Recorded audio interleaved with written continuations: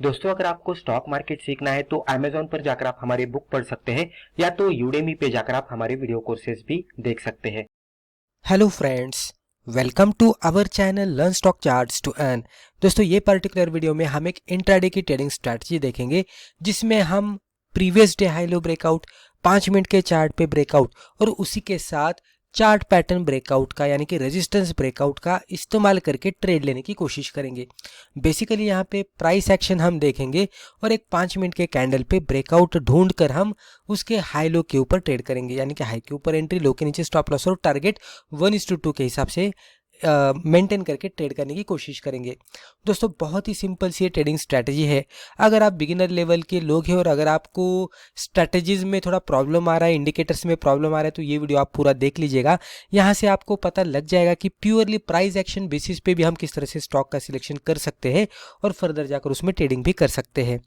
दोस्तों, बहुत ही सिंपल सा तरीका है जहाँ पे स्टॉक सिलेक्शन करने के लिए भी प्रॉब्लम नहीं आएगा, क्योंकि यहाँ पे हम प्रीवियस डे के हाई लो के ब्रेकआउट पे ट्रेड करने वाले हैं। तो यहाँ पे 1 डे बिफोर ही हमें स्टॉक मिलेगा और ट्रेडिंग डे में भी हमें पीसफुली एंट्री का मौका मिलेगा। स्टॉप लॉस कहाँ पे रखना है वो समझ में आएगा और टारगेट पे एग्जिट किस तरह से करना है वो भी समझ में आएगा, यानी कि टाइम मिलेगा हमें एंट्री एग्जिट करने के लिए। कभी कभी क्या होता है कि बिगिनर लेवल के लोगों को जल्दबाजी में एंट्री एग्जिट करना थोड़ा डिफिकल्ट होता है। कभी कभी क्या होता है कि एंट्री करने के लिए हम एंट्री करने का सोचते हैं, कितने क्वांटिटीज डिफाइन करने हैं, स्टॉप लॉस कहाँ पे लगाना है, टारगेट क्या है, वो सोचते सोचते ही स्टॉक हमारे हाथ से निकल जाता है। तो ये सिचुएशन बनती है। तो इसीलिए अगर ये स्ट्रेटेजी के साथ अगर आप ट्रेड करेंगे तो डेफिनेटली आपको एक समय मिलेगा और पीसफुली आप एंट्री कहाँ पे करनी है, स्टॉप लॉस कहाँ पे लगाना है, टारगेट किस तरह से डिफाइन करना है, वो आइडेंटिफाई करने के लिए आपको समय भी मिलने वाला है। अभी 1 बाय 1 हम पहले स्ट्रैटेजी देखेंगे, उसके बाद ट्रेड किस तरह से करना है वो भी समझेंगे और फिर कुछ एग्जांपल के जरिए हम समझ लेने की कोशिश करेंगे कि एक्चुअल चार्ट पे किस तरह से पैटर्न बनता है और उसके बाद ट्रेड में भी किस तरह से हमें रिजल्ट मिलता है। तो चलिए अभी आगे बढ़ते हैं। तो दोस्तों, बेसिकली यहाँ पे अगर आप देखेंगे तो ये previous day high low breakout की स्ट्रैटेजी है। अभी प्रीवियस डे की हाई लो ब्रेकआउट की जो स्ट्रैटेजी है उसमें प्रीवियस कैंडल हमें इस तरह से मिलेगी, इसके हाई और लो के रेंज हमारे पास रहेंगे, उसको हम मार्कआउट करेंगे और इसके हाई लो ब्रेकआउट पे ट्रेड करेंगे। हाई ब्रेक होगा तो हम बाय करने का सोचेंगे, लो ब्रेक होता है तो हम सेल करने का सोचेंगे।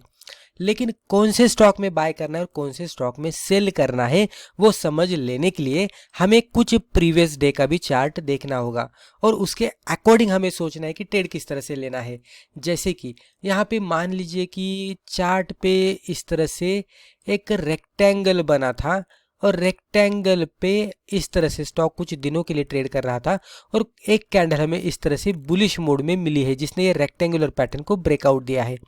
अभी यहाँ पे अकॉर्डिंग टू शॉर्ट टर्म हमें यहाँ पे दिख रहा है कि एक अच्छे खासे रेक्टेंगुलर पैटर्न को ब्रेकआउट मिला है, तो इसमें आगे जाकर अपसाइड में मोमेंटम बन सकता है।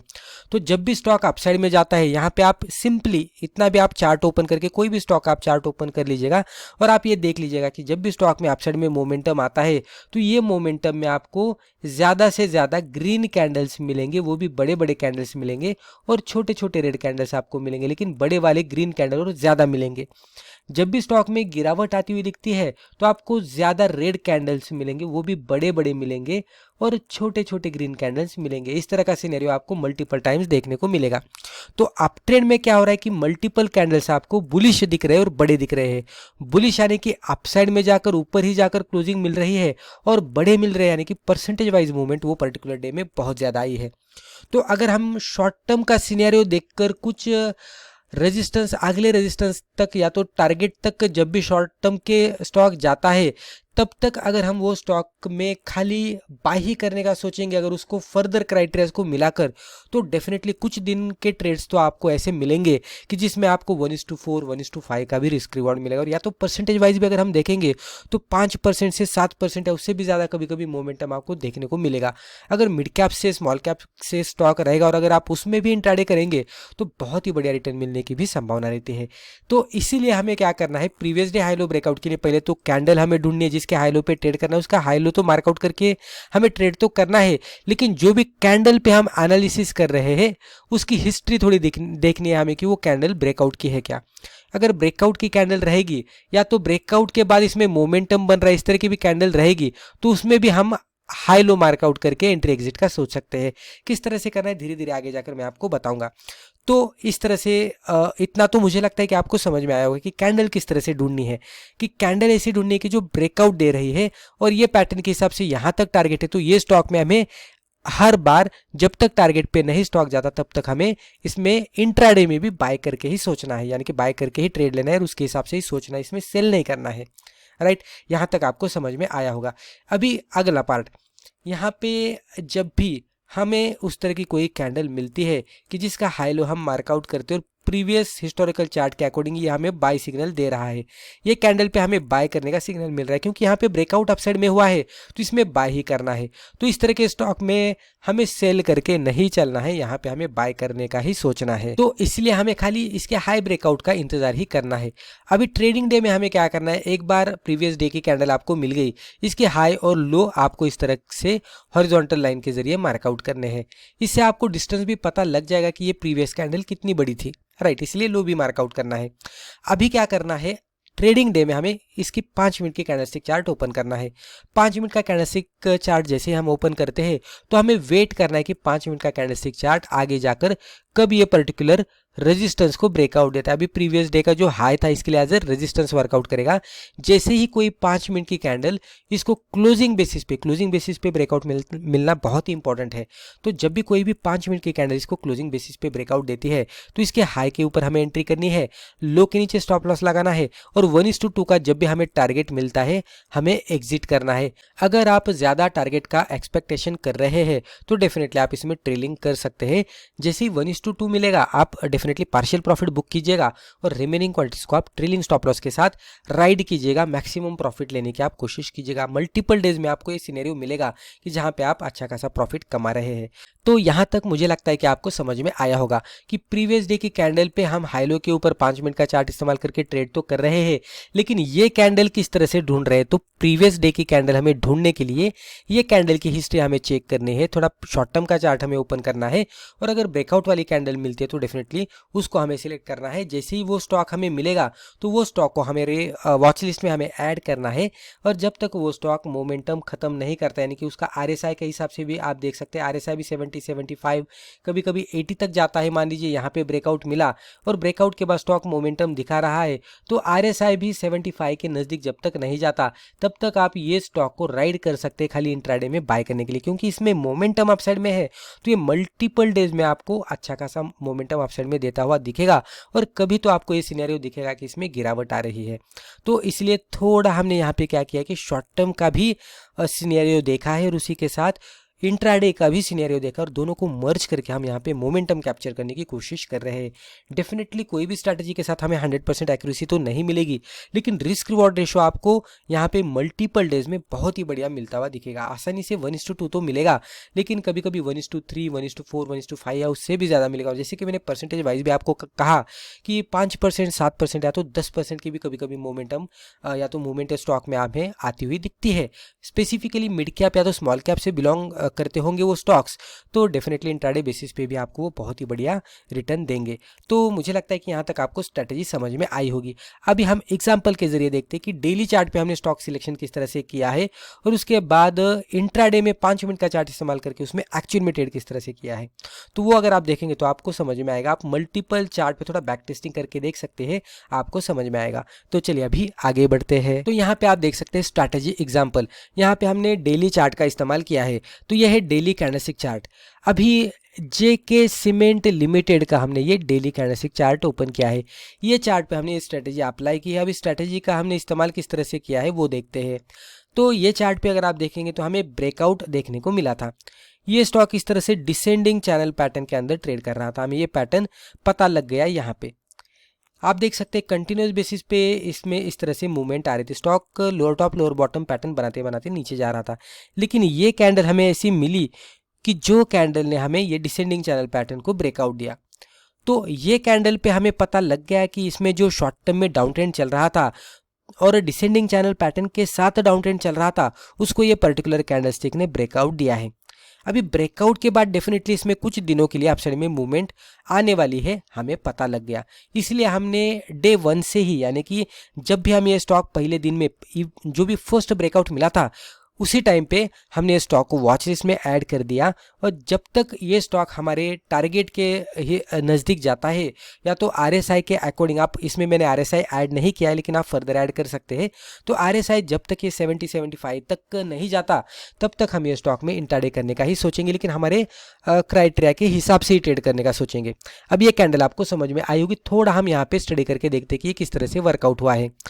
तो ये जो कैंडल हमें मिली थी प्रीवियस डे हाई लो की, इसका हमने हाई और लो मार्कआउट किया। आप देख सकते हैं अगले ही कैंडल पे बहुत ही बड़ी मूवमेंट आती हुई हमें दिखी है।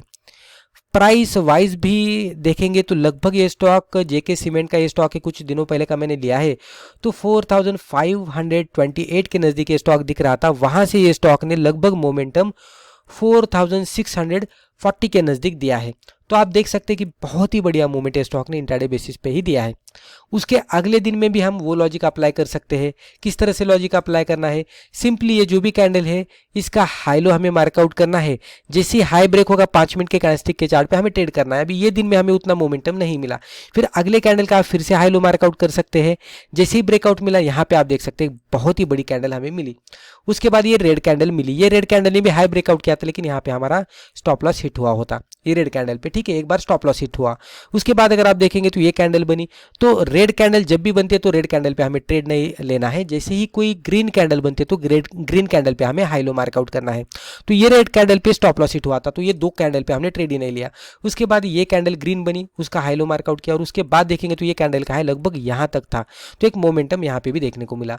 उसके बाद ये कैंडल का हाई नहीं ब्रेक हुआ, तो जब तक इसका हाई नहीं ब्रेक होता हम ट्रेड नहीं करेंगे। और यहाँ पे अगर आप देखेंगे तो स्टॉक लगभग साइडवेज में जाता हुआ दिखा, तो यहाँ पे ये स्टॉक को हम छोड़ेंगे, अगला स्टॉक ढूंढेंगे। तो इस तरह से करना है। तो डेली चार्ट पे किस तरह से करना है आपको पता लग गया होगा। अभी हम 5 मिनट का चार्ट देखते हैं और वहां समझ लेने की कोशिश करते हैं कि किस तरह से करना है। तो दोस्तों यहाँ पे हमने जेके सीमेंट का 5 मिनट का कैंडलस्टिक चार्ट ओपन किया है।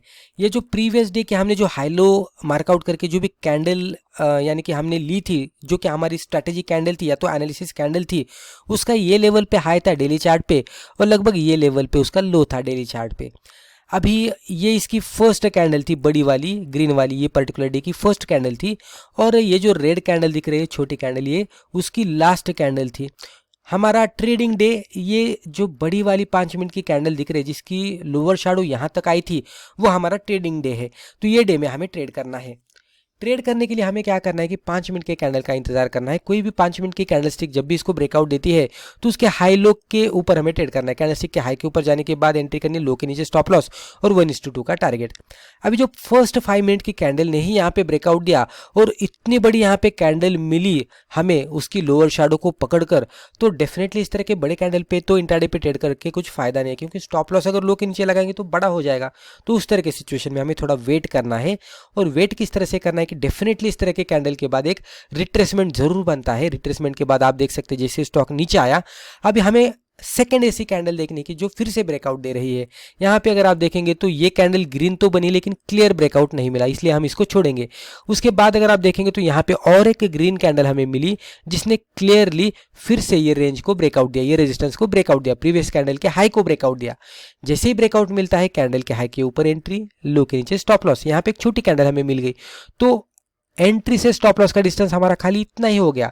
और उसके बाद अगर आप देखेंगे तो स्टॉक ने लगभग यहां तक मोमेंटम दिया, तो एंट्री से टारगेट देखेंगे तो इतना बड़ा मिल गया, तो लगभग 1:3 से भी लगभग बड़ा टारगेट हमें यहाँ पे मिल गया, जो कि इंट्राडे बेसिस पे 5 मिनट का चार्ट है, तो कुछ ही मिनटों में हमें बहुत ही बड़ा यहाँ पे टारगेट मिला। 1:2 का टारगेट तो हमें इमीडिएट बेसिस पे कुछ ही मिनटों में मिला था। तो इस तरह से बड़ा टारगेट यहाँ पे मिलता रहता है। और डेली चार्ट पे भी मैंने बता दिया है कि ये ट्रेड किस तरह से वर्कआउट होता है, डेली चार्ट पे भी कितनी बार सक्सेसफुल हुआ और कितनी बार फेल्योर हुआ, तो एक्यूरेसी भी बहुत ही बढ़िया मिलती है। तो सिंपल प्राइस एक्शन के जरिए इंडिकेटर का इस्तेमाल भी हमने नहीं किया। फर्दर ऐड करना है तो मैंने आपको बता दिया है कि इंडिकेटर अगर ऐड करना है तो RSI भी आप ले सकते हैं, लेकिन उसका इस्तेमाल खाली ओवर बॉट लेवल को आइडेंटिफाई करने के लिए ही करना है। तो दोस्तों यहाँ तक मुझे लगता है कि आपको समझ में आया होगा। अभी सेलिंग साइड में अगर आपको ट्रेड करना है तो सिंपली आपको इसके रिवर्स करना है। कोई कैंडल ऐसी देखनी है कि जो ब्रेक डाउन दे रहे हैं, मान लीजिए कि इस तरह से कोई पैटर्न बन रहा है, मैं यहाँ पे ट्रायंगुलर पैटर्न बताता हूँ, ट्रायंगुलर पैटर्न बना है और ट्रायंगुलर पैटर्न को ब्रेक डाउन देती हुई कोई कैंडल मिलती है क्या, वो देखना है। और ये कैंडल पे हमें ये कैंडल हमारी एनालिसिस कैंडल रहेगी, उसका हाई लो हमें मार्कआउट करना है और इसके लो पे 5 मिनट की कैंडल जैसे ही क्लोजिंग बेसिस पे ब्रेक डाउन देती है उसके ऊपर हमें ट्रेड करना है। लो के नीचे एंट्री, हाई के ऊपर स्टॉप लॉस, 1:2 का रिस्क रिवॉर्ड रेशियो। और जब तक इसका RSI, अभी RSI नीचे जा रहा है तो ओवरसोल्ड लेवल यानी कि 30 के नज़दीक जब तक नहीं जाता, 30-35 के नज़दीक जब तक नहीं जाता तब तक हम ये स्टॉक में सेल करने का ही सोचेंगे। हर एक रेड कैंडल के बाद सेल करना है, ग्रीन कैंडल मिलेगी तो सेल नहीं करना है, इसके रिवर्स करना है। तो इस तरह से करेंगे तो आप यही स्ट्रैटेजी के साथ सेल भी कर सकते हो और इंट्राडे में बहुत ही बढ़िया एक्यूरेसी के साथ और रिस्क रिवॉर्ड भी बढ़िया मिलता है, मोमेंटम के साथ भी ये वर्कआउट होता है। तो दोस्तों मुझे लगता है रिस्पेक्टिव वीडियो में हमने जो भी डिस्कस किया इससे आपको ज़रूर फ़ायदा हुआ होगा। Thank you.